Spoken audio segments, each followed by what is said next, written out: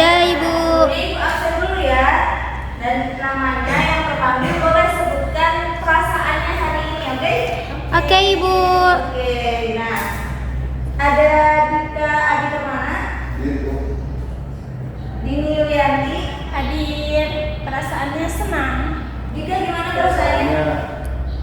Bahagia. Alhamdulillah. Berhubung ada di sini semangat dan bahagia, jadi kalian siap untuk belajar hari ini? Siap. Siap Ibu. Nah, sebelum kita memulai pembelajaran pertemuan pada kali ini, kita berdoa terlebih dahulu ya. Pimpin sama ketua kelasnya, boleh? Sebelum memulai pembelajaran hari ini, alangkah baiknya kita berdoa dimulai. Bismillahirrahmanirrahim. Raditu billahi rabban wa bil islami dinan wa bi Muhammadin nabiyya wa rasulah. Rabbi zidni ilman warzuqni fahman birahmatika ya arhamar rahimin. Amin. Jadi hari ini semuanya hadir ya. Oke anak-anak, hari ini kita memasuki pembelajaran apa? Pembelajaran fikih. Iya, mata pelajaran pendidikan agama Islam. Nah, hari ini kita belajar tentang apa ya? Coba teman-teman ada yang bisa menyimpulkan atau mendeskripsikan apa yang tertera dari gambar ini?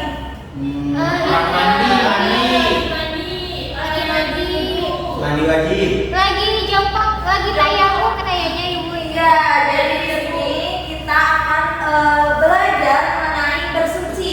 Bersuci itu sama dengan apa? Ya, bersuci itu sama dengan halnya toharo. Nah, bersuci sendiri itu bisa dengan wudu, tayamum, ataupun yang lain apa? Mandi. Nah, yang pertama yang akan kita bahas yaitu mengenai toharo. Toharo sendiri itu artinya bersuci. Bersuci dari hadas ataupun najis, baik itu dari badan kita, pakaian kita, ataupun tempat-tempat yang nantinya kita akan berlangsungnya ibadah itu sendiri. Nah, adapun alat untuk toharo itu bisa menggunakan, tidak hanya bisa menggunakan air ataupun apa debu, tapi toharo juga bisa menggunakan batu, daun, dan lain sebagainya yang kiranya itu bisa digunakan untuk bersuci. Nah, adapun toharo itu kan tadi ada 3 ya, ada wudu. Wudu itu menghilangkan hadas apa? Hadas kecil. Kalau tayamum, Sama hadas kecil tapi dengan debu. ya perbedaannya di debu. Kalau wudu itu dengan Air.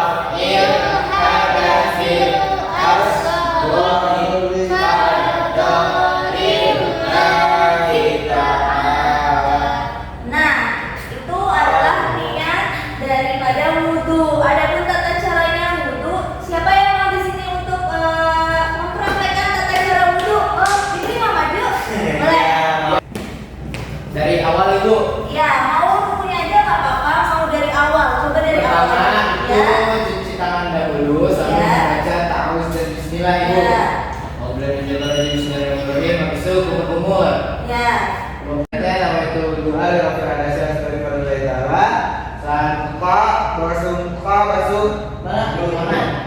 Basuh tangan. Iya. Tangan bersiku. Udah setelah Yang tangan. kanan atau kiri? Kanan. Ya. Kanan, semuanya kanan. Terus habis itu baru ke kepala. Bagian kepala. Nah, terserah kita mau sela-sela, mau yang depan, mau yang belakang, mau yang tengah, bebas. Seperti kepala. Terus setelah kepala, kuping. Nah. Kuping. Setelah kuping, habis itu baru kaki ibu. Sampai mana kaki? Kaki sampai mata kaki ibu. Ya. Oke, makasih teman Mbak Fikri. Nah, itu ya adik-adik tentang tata cara kita ketika kita akan wudhu itu dari awal sampai akhir sunah-sunahnya. Kalau kita nggak mendesak dan airnya banyak, sunah-sunahnya dipakai ya. Ini hanya rukun ataupun wajibnya wudhu itu seperti apa, oke? Oke, selanjutnya yaitu tentang tayamum. Nah, tadi wudhu. Wudhu pakai apa? Pakai air. Kalau tayamum pakai apa? pakai Debu. Iya. Nah, tayamum di sini menjadi solusi kedua seseorang untuk menghilangkan hadas kecil. Nah, adapun tayamum itu dilakukan ketika ada 4 hal. Yang pertama, ketika tidak ada air, dan airnya itu letaknya jauh, sekitar 2,5 km. Nah, yang ketiga itu ketika seseorang sakit. Sakitnya seperti apa? Karena ketika seseorang luka dan lukanya itu ketika bisa kemasukan air atau kita kena air, lukanya akan menjadi melebar gitu ya. Dan yang keempat ketika seseorang merasakan hawa dingin ataupun dikutuk gitu ya kan, gak bisa wudhu, kedinginan, gak bisa keluar tangannya dari jaket, itu diperbolehkan untuk tayamum gitu ya. Paham? Nah, niat dari tayamum sendiri ada yang hafal? Belum ibu, belum. Coba Fatih. Nawaitu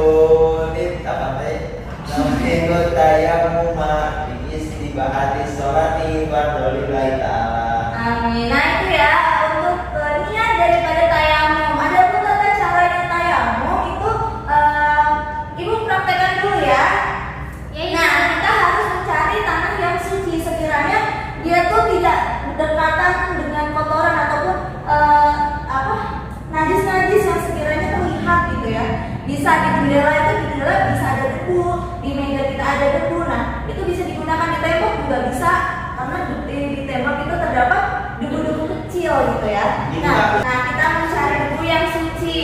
Caranya kita menempelkan ke debu yang ada di sekitar kita, terus kita hentakkan debu itu agar debunya tidak terlalu banyak. Nanti kalau banyak kemudian semua kotor dong mukanya. Sekiranya dia sudah tidak terlalu banyak, lalu yang pertama itu kan muka ya. Rukun wudu ya, rukun tayamum pertama niat, yang kedua muka seluruh muka, terbasuh semua, jangan sampai ada yang terlewatkan. Nah, yang ketiga itu tangan. Jadi tata caranya tangan itu yang ibu pernah pelajari kan, ini dua bagian ya, ada jempol.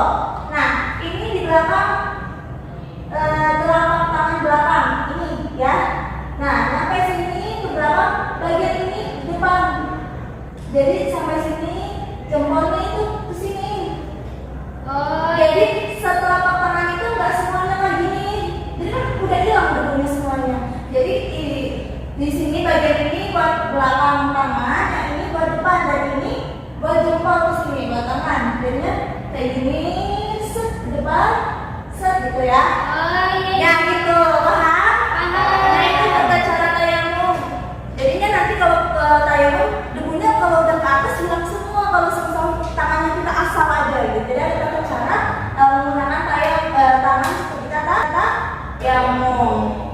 Nah, yang ketiga yaitu mandi. Mandi tadi untuk menghilangkan hadas apa? Hadas Hadas besar. Ya, hadas besar itu hadas yang seperti apa? Habis junub, habis Ya. haid. Habis melahirkan.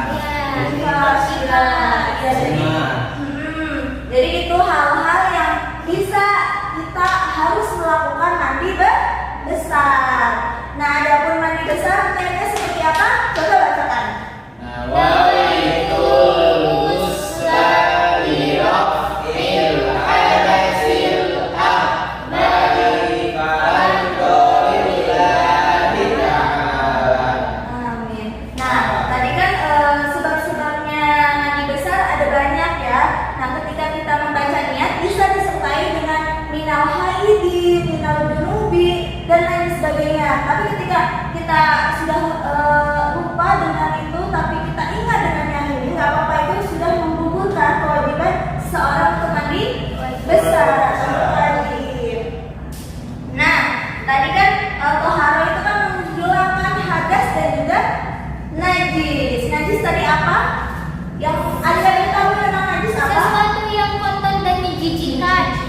Iya, sesuatu yang kotor ataupun yang menjijikkan menurut umat Islam. Jadi ketika kita melihat ih jijik, itu tuh termasuk najis. Jadi kan sesuatu yang dikatakan najis itu tidak boleh dimakan.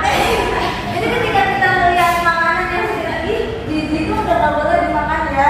Soalnya itu termasuk kita membuat hal yang tidak boleh diambil gitu ya, karena dia jijik, udah najis gitu ya. Jadi hati-hati dengan ucapan kita ketika kita ingin mengatakan sesuatu ataupun barang ya.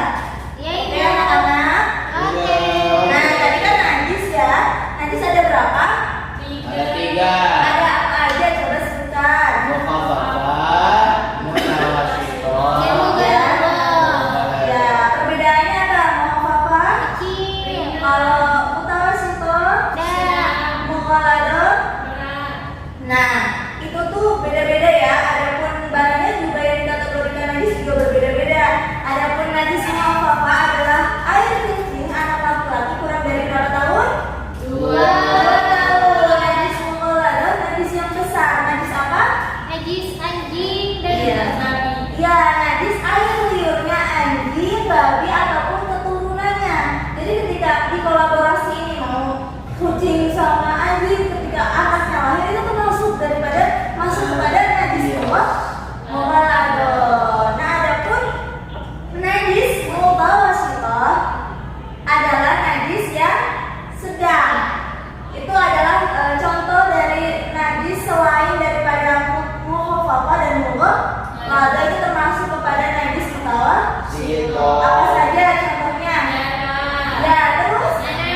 Ya, terus? Pipis. Ya, pipis orang selain anak kecil kurang dari 2 tahun itu termasuk kepada najis mutawasithah. Nah, cara menghilangkannya juga berbeda-beda ya. Ketika najis mukhafafah itu hanya memercikan air kemana? Ke najis. Ya, ke area ataupun ke tempat di mana anak itu pipis gitu ya. Nah, yang kedua yaitu najis mutawasithah. Najis mutawasithah cara mensucikannya bagaimana? Dibersihkan sampai zatnya hilang. Menyiramkan. Nah, awalnya ketika ada zatnya dulu, ada zatnya kita hilangkan dulu najis kimianya atau yang terlihat oleh mata. Ketika sudah bersih kita siramkan dengan air ya. Nah, yang ketiga ada najis apa? Mughaladah. Najis mughaladah cara mensucikannya gimana? Disiram sebanyak 7 kali, salah satunya dengan tanah. Iya, kita teman ya, jadi itu ya najis mughaladah caranya dengan menyiraman 7 kali siraman, salah satunya dengan tanah. Oke.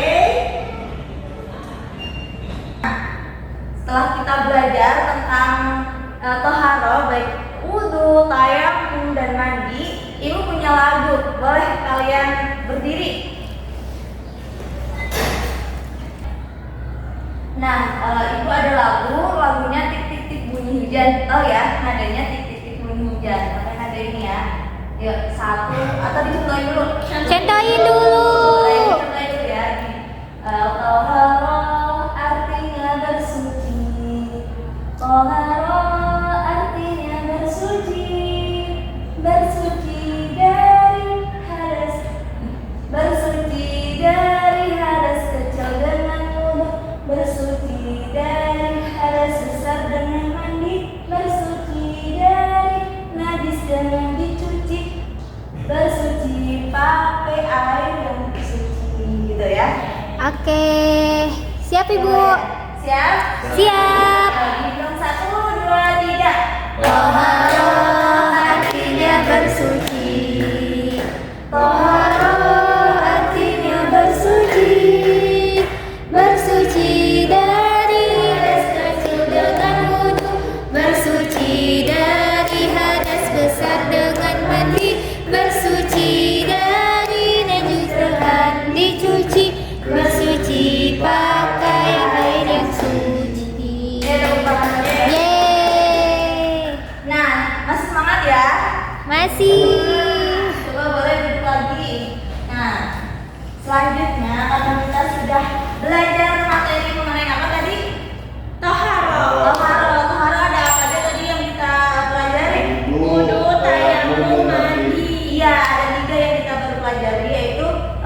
wudu, tayamum, dan mandi. Ada berapa najis yang sudah kita pelajari hari ini? 3. Ada 3. Apa saja coba sebutkan? Najis apa? Mutawasito, mughalladho. Iya. Nah, setelah itu Ibu akan evaluasi pembelajaran pada kali ini. Nah, Ibu punya LKPD, kalian boleh melengkapi gambar yang sudah Ibu berikan. Nanti kalian presentasikan ya. Iya Ibu.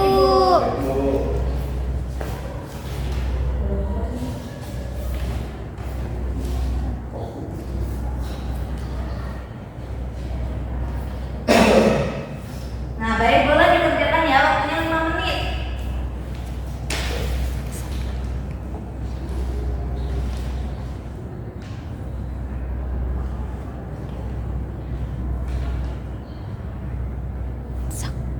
Sudah Ibu. Oh iya. Bagaimana, tidak sulit kan? Bisa? Bisa. Nah, tadi apa sih yang kalian lihat dari gambar ini? Bu, Apalagi? tayamum. Ya, terus Mandi. jadi tadi tuh ada permasalahan-permasalahan yang dihadapkan oleh kita ketika kita sedang berwudu, bertayamum, dan mandi. Nah, boleh dari kalian mempresentasikan apa yang sudah. Next, Bu. Nah, jadi teman-teman, saya sudah menggambar atau melihat gambar gitu. Saya sudah mengamati gambar yang dimana di gambar tersebut ada orang yang sedang mandi di sungai. Apakah diperbolehkan mandi di sungai? Boleh, Bu, Kenapa? karena airnya mengalir. Ya, karena syarat daripada wudu selain dari air yang mengalir itu lebih dari berapa pula? Dari 4 pula. Ya, ya dari situ. Jadinya ketika nggak apa-apa walaupun dia keruh ataupun bau gitu ya, tapi dia tuh lebih banyak airnya dan airnya itu mengalir gitu, diperbolehkan. Jadi mandi di sungai boleh nggak? Boleh, tapi ketika kita mandinya sendiri itu berbahaya ya, jangan dicontoh. Jadi ketika kita mandi di sungai itu sungai yang benar-benar untuk mandi gitu ya. Iya. Oke, makasih.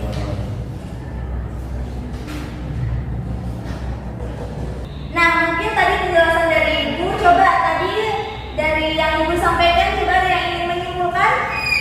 Saya. Ya, boleh maju ke depan. Izin menyimpulkan ya teman-teman. Jadi kesimpulan pembelajaran hari ini yaitu tentang taharah. Taharah ini ada berupa wudu, tayamum, dan mandi. Tadi pun dijelaskan bagaimana tata caranya, kemudian macam ya cara-caranya juga, adapun najis dan hadas. Juga dijelaskan cara mensucikannya. Ya, tepuk tangan nggak Dewi? Yang tadi sudah Ibu sampaikan bahwa pematerian kali ini itu tidak hanya materi ya, tapi ini juga menjadi praktek kita dalam kehidupan sehari-hari, tentunya untuk beribadah. Jadi ketika kita melaksanakan ibadah itu wajib hukumnya untuk kita bersuci terlebih dahulu, baik itu dari badan kita, pakaian kita, tempat yang kita akan laksanakan sholat. Jadi kita harus hati-hati, harus apa namanya? Harus hati-hati, harus waspada dengan apa yang akan kita lakukan dan oke. Karena pertemuan kali ini Ibu rasa cukup, karena anak-anak sudah paham. Sudah Ibu, paham sekali. Ya, alhamdulillah. Bila.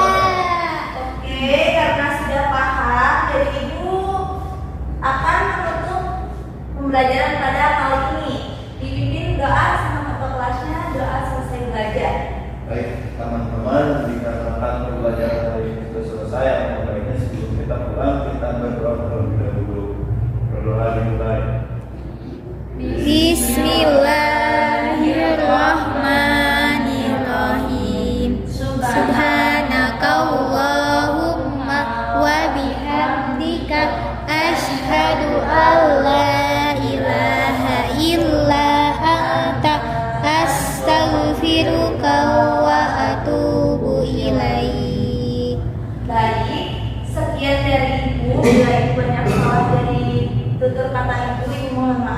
Wassalamualaikum warahmatullahi wabarakatuh. Waalaikumsalam warahmatullahi wabarakatuh. Terima kasih Ibu.